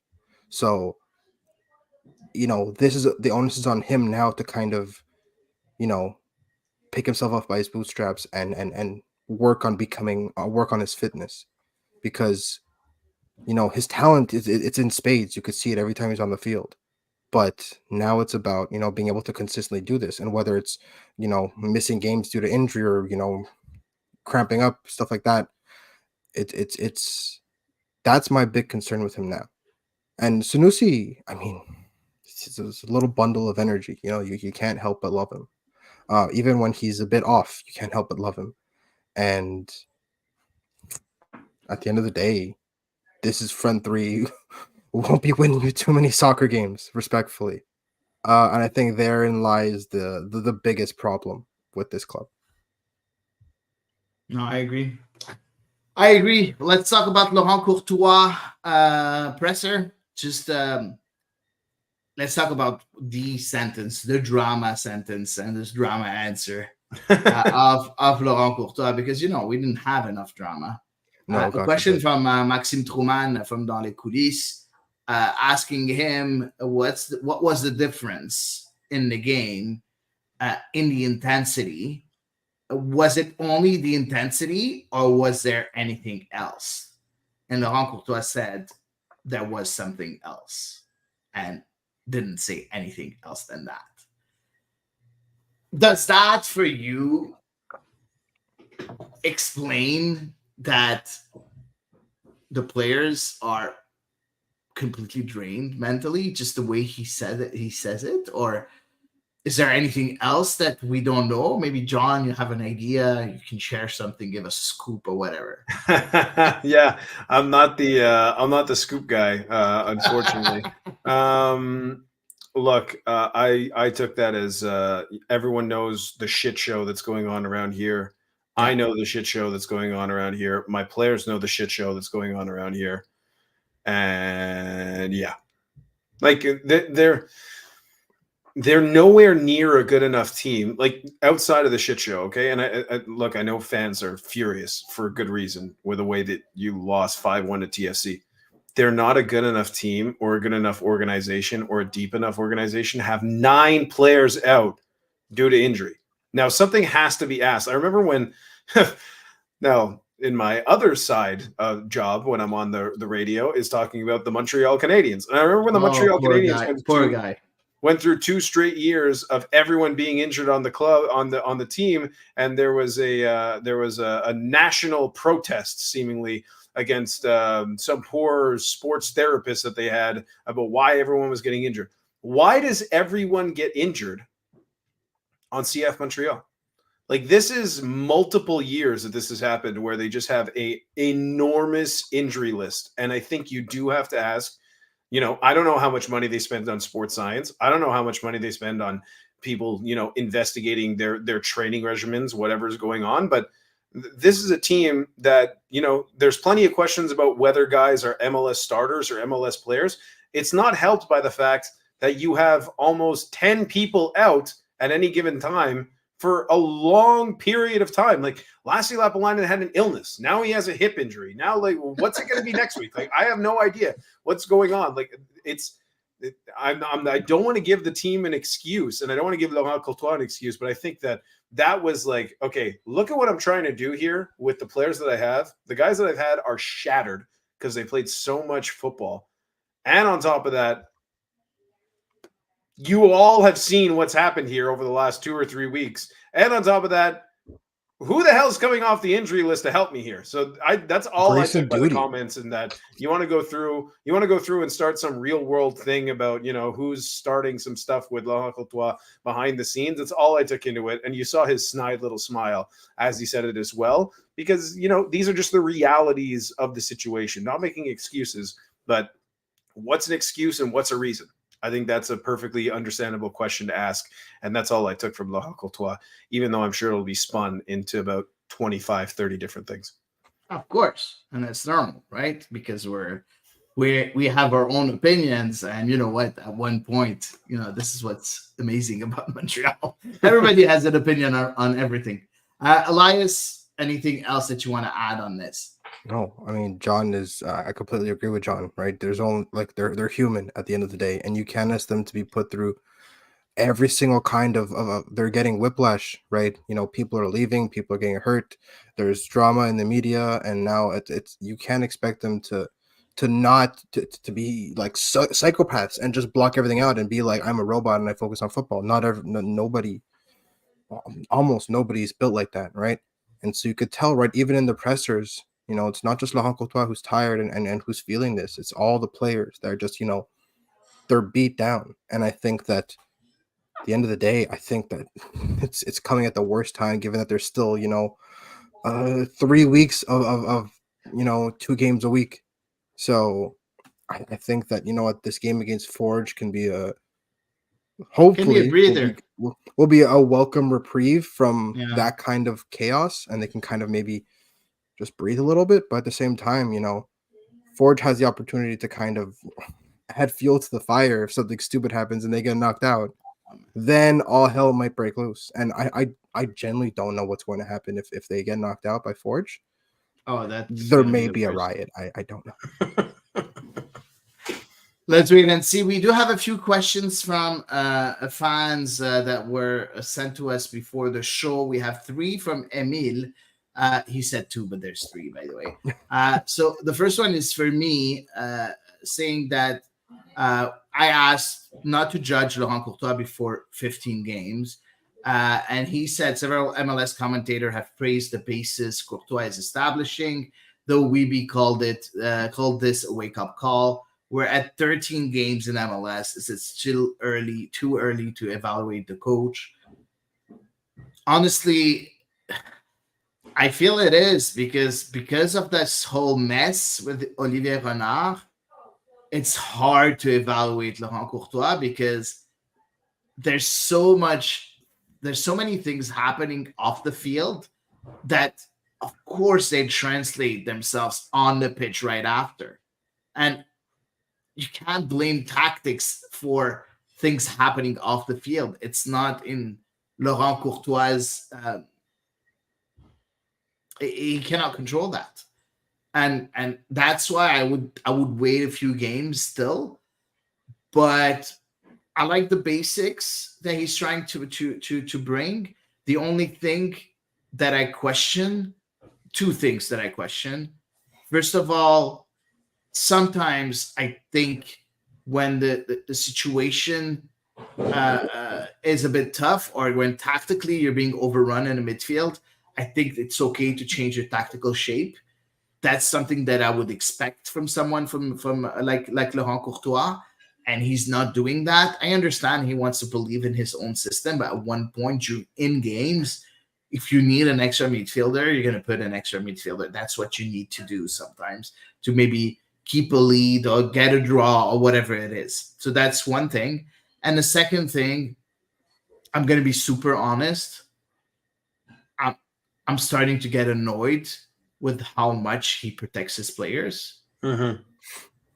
Like, I understand that they're going through shit, but he is too. And at one point, they're also have to be made accountable to the mistakes that they're doing, because they're making too many mistakes, and he's always protecting them. And that's not normal. It's okay for the first 10 games, but now it's not normal anymore. When you lose 5-1 against your rivals, when your players are not don't really have the intensity to play on the same level as their rivals, I feel that at one point the coach have just to point fingers at players, because they're never going to listen to him if he continues on protecting them, in my opinion. So that's what I can say from on this question. But John, I'll let you rebound on Well, that. I'll just go with that. Like, I agree wholeheartedly. I thought that was a missed opportunity to really kind of lay in to his players. You don't have to like lose the dressing room, but unacceptable, not it's on me kind of thing. That was not a it's on me performance for Laurent Courtois. So, you have to be, and I think that in all honesty, I think that there's a lack of accountability kind of throughout the club. Like, not just with Laurent Courtois, like the top down, there is a real lack of accountability. And as it just continues to kind of fester further and further downwards, I think someone's got to say the buck stops here and this is unacceptable and we got to turn it around. So I'll agree with that. The only other thing, because I also think it's too early to judge the coach, The one thing I will say is how, after a year where Jonathan Silva was one of the 5 best keepers in Major League Soccer and with a back line that is the strength of your team, how are you conceding so many goals? That would be the question. Like that's I think that's a perfectly fair question to ask of him. I don't really understand how that's happening. It was asked, and his question is, it's not only the defense that defends, it's the whole team. So it's a team effort. So like I don't know. The 3 goals that I saw scored, in the first 25 minutes yesterday seemed like it wasn't the whole team. It seemed like it was some very obvious kind of breakdowns that were going on there on the right, left side, and then Waterman and Chouanier not being on the same page. So that would be the thing is if you had to ask him that I think is a just and fair question to ask. Outside of that, I mean, my God. This is the most unstable coaching position in Major League Soccer. Like, I cannot go through, even if he was doing a horrendous job, I still couldn't go out through 13 games and be like, get rid of this guy. That would be just total insanity, bonkers madness. And so I don't want to do that. I think that, if anything, this team needs to stick with someone, even if they suck for like 3 years. Just for psychologically their fans and for people to just like be able to wrap their mind around the fact that this guy is the manager. So 13 games in saying, can we judge the coach? I just don't think that's fair whatsoever. I agree. Elias, anything else you want to add? Yeah, no, I agree with both of you. I think the only thing I'd like for him to improve or at least work on it is the man management part of it. And John, you kind of highlighted it, and its contrast was probably at its most evident last night. John Herdman is a master in motivating your players and in getting them ready psychologically and emotionally ready for a game. And last night, it looked like tactically, I love Laurent Courtois. I love what he's trying to do. I love what he's trying to instill in the group. I love the kind of football they're playing and the fact that they are unashamed of it. They're trying to do it even if it fails, even if it blows up in their face, they're still trying to do it, which is what you need. But from a motivational standpoint, you could tell that he's a rookie coach. You could tell that this is the first professional first team that he's coached, right? Because before this, it's academy, it's youth team, it's stuff like even when he was in France, it was the youth setup. So you could tell this is the first time he's coaching professional grown ass men, and I think that's where the potential disconnect could be. At the same time, absolutely no way his job is under threat. Please don't let his job be under threat. Think so either. I think that's ridiculous. But I think that is where he has to improve the most. Because tactically, I think what they got going on, regardless of injuries, is solid. That I love. But he needs to find a way to light a fire under his players' asses. And I still don't think he's found that. Moving on with the next question. It was for Eve, but Eve is not here. What are Eve's thoughts on Wolves demanding an end to VAR? Eve is a Wolves fan, in case you didn't know, guys. And if you didn't know, the EPL clubs, most of the EPL clubs want to abolish the VAR, the VAR.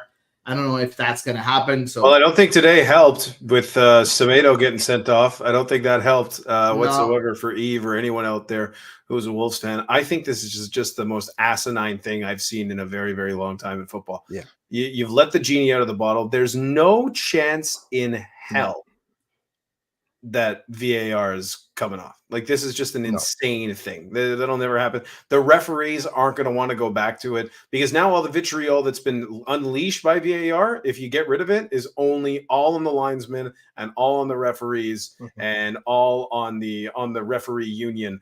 And so everyone's already pissed off about the fact that VAR is a thing. And now just, we're going to get rid of it and we'll just put it all on the backs of these people who are already dealing with enough shit as it is. This is just insanity from Wolves, and to think that 14 of 20 Premier League clubs are going to vote for this is, quite frankly, ridiculous. Yeah, Jose Mourinho had an awesome response to it. He said only the thieves are upset by the security cameras or something like that, and I find that hilarious because that's the most Jose Mourinho answer ever. At the same time, the only way I would agree to have no VAR is if they got like a dozen refs on the field, and even then there's just too many cooks. It's just not a doable thing. Like, there's no John, you let the genie out of the bottle, like you said. It can't be undone now. There's No, no way we're going back to conventional officiating. Never. let's wait and see. Let's wait and see. And last question, and he didn't call it a question; he called it a side question. Who at the club can evaluate the coach now? Is Gervais in a better spot than Gilmer when he evaluated and fired Gard in the absence of a sporting director? Who wants to go for this? Go, Elias. That's a really good question. Emil always has good questions. So, yeah, I think he is in a better spot. I think that there's, um, it's a much more defined project now, and I think that there's a lot more criteria they can go off of, than when Gemi God was there, and they were kind of just like making it up as they went along. So it felt a lot more arbitrary back then. Now it still seems like a very set project. And if that is the continuation of the project, they know what they want and what they don't want. It's the reason they let Losada go. So yeah, I think Gervais and company are much better equipped to evaluate the coach for sure.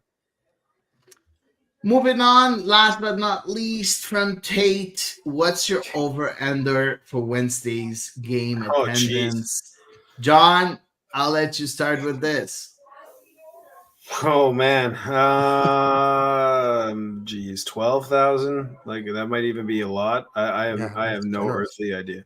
I have no clue whatsoever. I mean, when I'm calling the games, I'm not even looking at the crowd, honestly. So I have no earthly idea who's all going to be there. Now, I would say that one of the problems I have with this club, and one of the things that have been spoken a lot about by people who want to get interested in this club, is the lack of community outreach.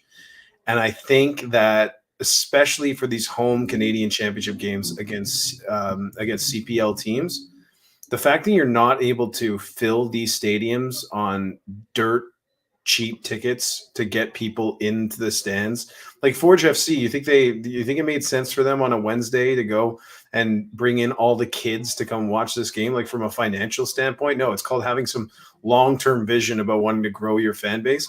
And this is like the perfect opportunity to do that. And I have no semblance that the club has done anything like that. And so No, I have no I idea how agree many with that. fans are going to be there. But I don't think that this club, and I think that you'll see on Wednesday, the point of this is I don't think the club does nearly enough, especially in a moment where there's going to be probably so many empty seats in the stands. I don't think it does a good enough job of reaching out to people who wouldn't usually come to the games and say, come to this one, because there's going to be plenty of space and plenty of chances for people to come and support your team. And yeah, I don't know. Well, what do you guys think? How many are going to be there? Like I just said 12,000, but I I don't would even say know. 9,000. I would say Yeah, that 9,000. I was gonna say 8 or 9. I mean, I love CanCham games like that because it's very Yeah, me intimate. too. But yeah, I'm not looking at 5 digits. I don't think so. I'd be surprised No. if Same. 10,000 or more showed up. Same. Let's wait and see it. So, Tate, I hope you have your answer. And we do have to give our predictions for the show Of on course. Pop Sport. Oh boy. So who wants to start first? Let me go. I'll go Go. with a 2-1 win for 2-1 win Montreal. for CF Montreal. Yeah, Okay. it doesn't go to penalties. 2-1 win, Yep. just reggae 2-1 win. Elias? Going with a Sunusi hat trick. No. Yeah, you know what? The 3-1 Sunusi hat trick. There we go.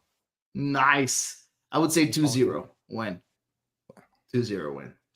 Good. So you will Elias, after the show, if you can, just tag us under Pop Sport so we can be there as we usually are. Guys, don't forget to go participate on the Pop Sport. He does that just for the fun of it, and you know what? It's really nice. Everybody goes and sees their name with their prediction. It's always a nice thing to do for the community. I've never got on the Pop Sport. I'm very excited. This is Exactly. You're going to be on the board. You get the perfect answer, you get a shout out. Exactly. Damn. Exactly. Moving on from CF Montreal, we had some exciting news, kind of, with Jesse March being appointed Canada's head coach, starting right now, with a new name, MLS Canada men's national team head coach. This is such a joke. This is such a joke of a footballing nation. Just a total unmitigated disaster. My God, to think that like Martin Tyler or Peter Drury at the World Cup are going to be saying the MLS coach of Canada, and he's just going to be like, "What the fuck is going on here?" But hey, no, don't fuck up the title. MLS Canada men's national team head coach. Apologies. This is how you should call him from now on. This is nothing against Jesse Marsh or the MLS owners who actually hired him. This is nothing against you guys. Just, it literally just defines the stupidity of what Canada soccer is. Literally, this title is everything. Jesse Marsh is manager of the men's national team. Look, he's not Frank Lampard, thank God. He's not Phil Neville, thank God. Like some of the guys who are in the running for this job, I am ecstatic that is Jesse Marsh, because number one, I think Jesse Marsh has got a lot to prove. That's the first thing. Number two, I think that from a man management standpoint, he'll be a little bit of a breath of fresh air. I don't think he'll be nearly as intense as John Herdman was.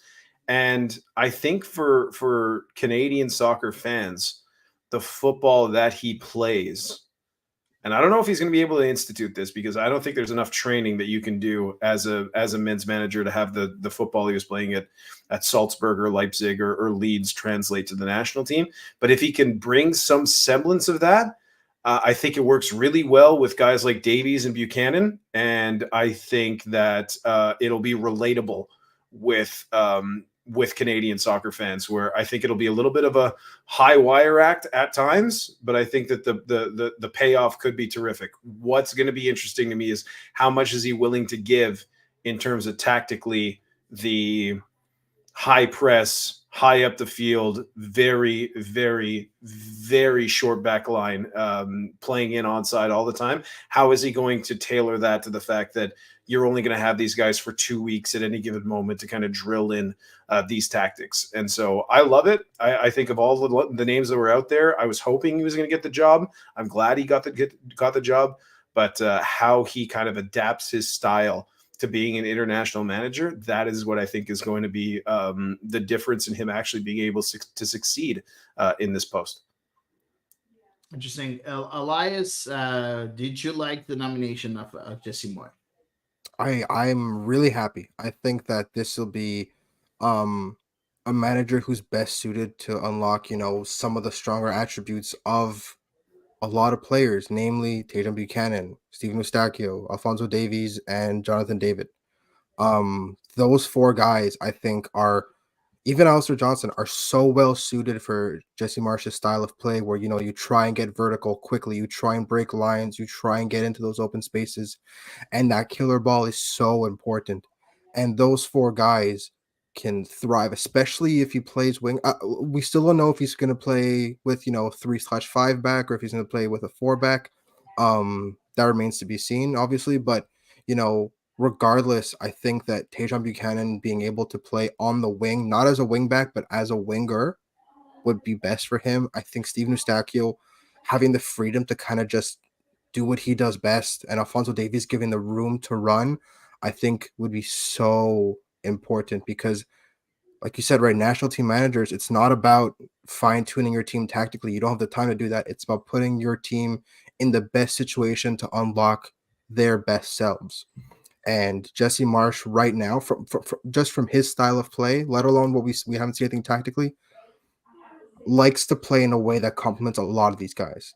Now, I kind of want to see what it looks like with some of the less,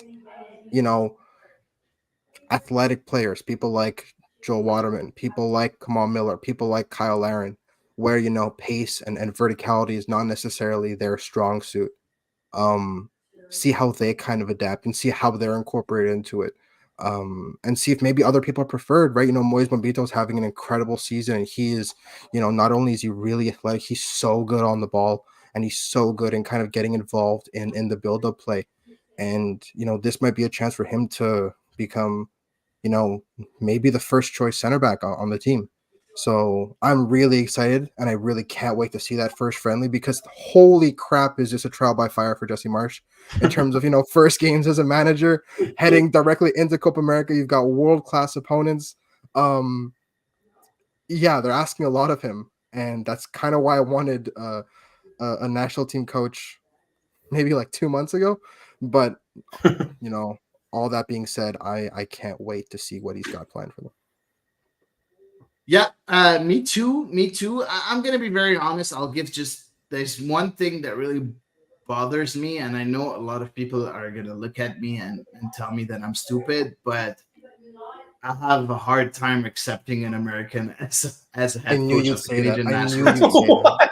What? I don't know, knew man. you'd say I that. can't. Please I explain not to a me double why agent. He's everyone not a in the double agent. footballing can't. world hates any American manager. Like he I- went to Leeds, and it was like watching the bizarro world Ted Lasso, where it was not like, oh, he's this folksy, wise person. We're gonna come in and he's gonna turn us around. It was the exact opposite. It was, who are you, you American cretin, telling us what we do with our game? And he just had to try and grit his teeth and play through it. So the American thing, just I but mean, I not get it, because but come on.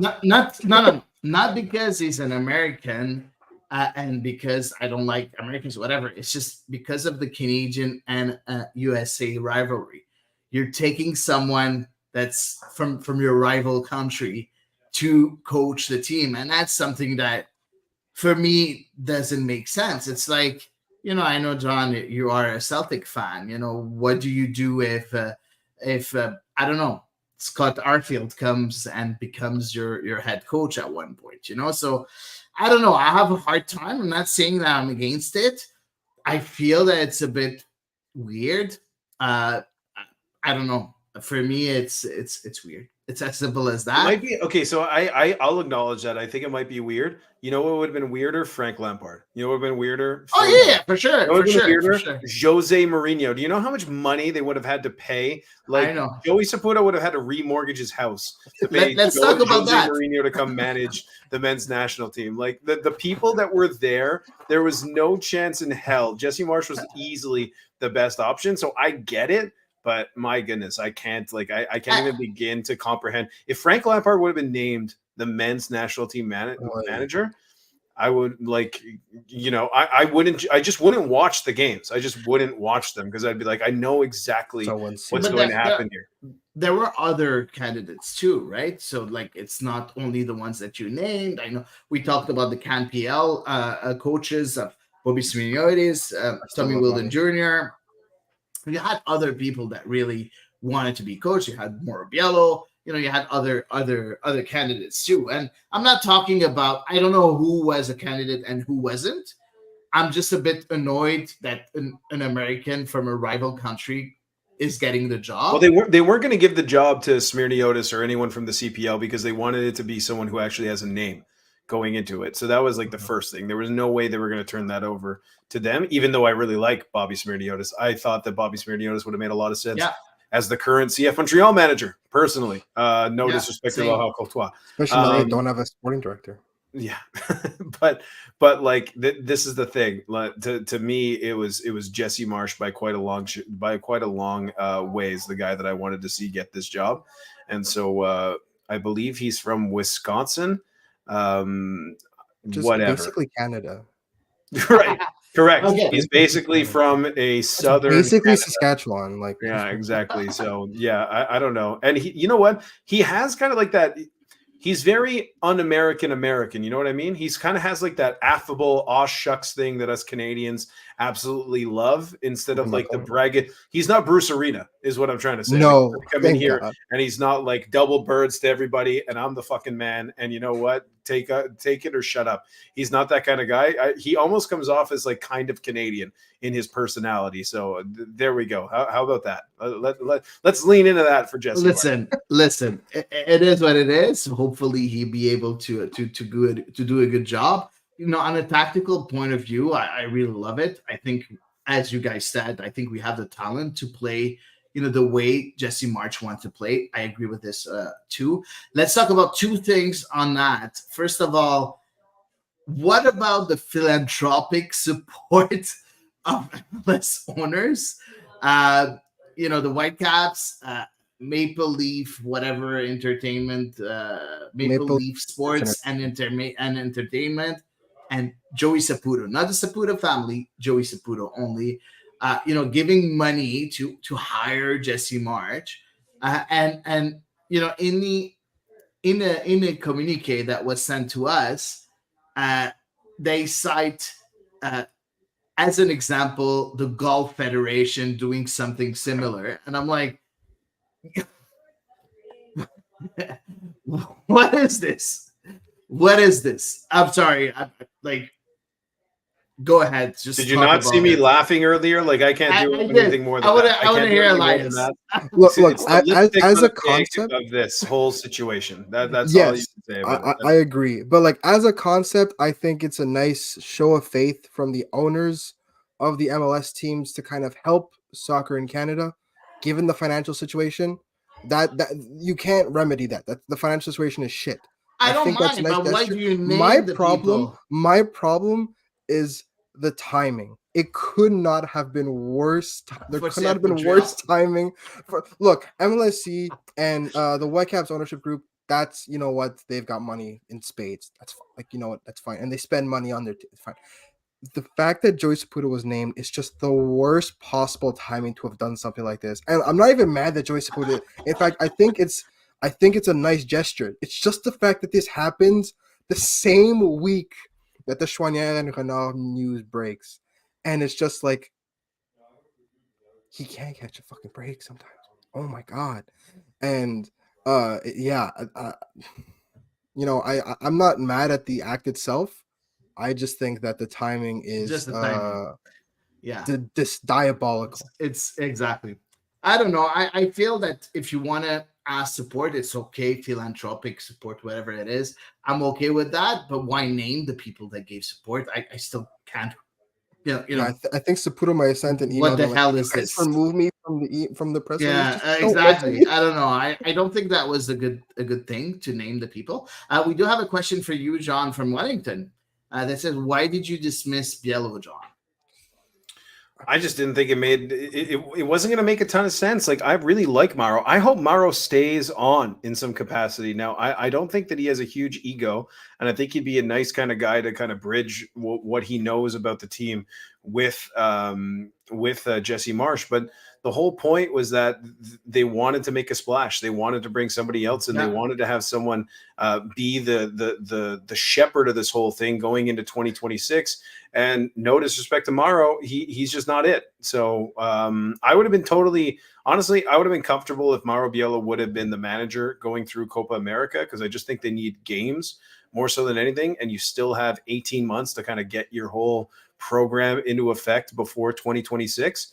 But it was never, like, long term, it was never going to be Mauro. You just knew that. You knew that kind of from the beginning, Yeah. where he took over as the interim manager, and he gets them into Copa America, and that he should feel very proud about that. And again, I really hope they keep him on, because I think he could be extremely valuable to them if he stays on in an assistant capacity.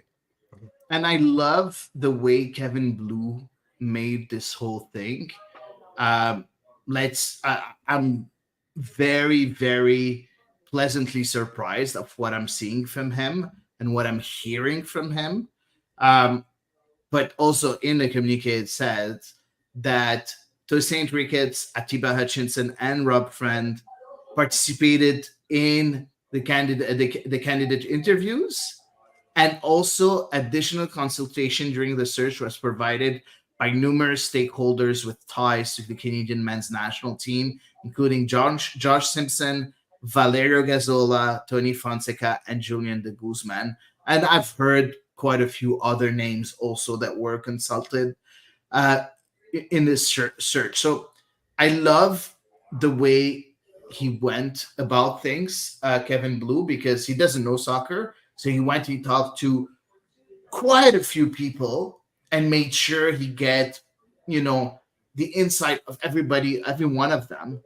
And I think that's the good way to go about this when you're not really too familiar. You go and you ask the experts, and you go from there. Very good job, I think, from Kevin Blue. So that's something I think that's going to be very interesting. And hopefully Jesse March will do better than others when you see someone like Evelyn Vian winning the Serie A top goal scorer in 2023-2024, with Roma winning the Serie A too. You know, when you have this kind of player, that player has to be a starter, right?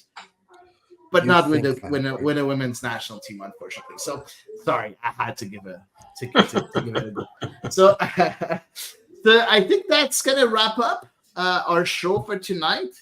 Elias, thanks a lot for being here with us, with me as usual, week in, week out. Always very interesting.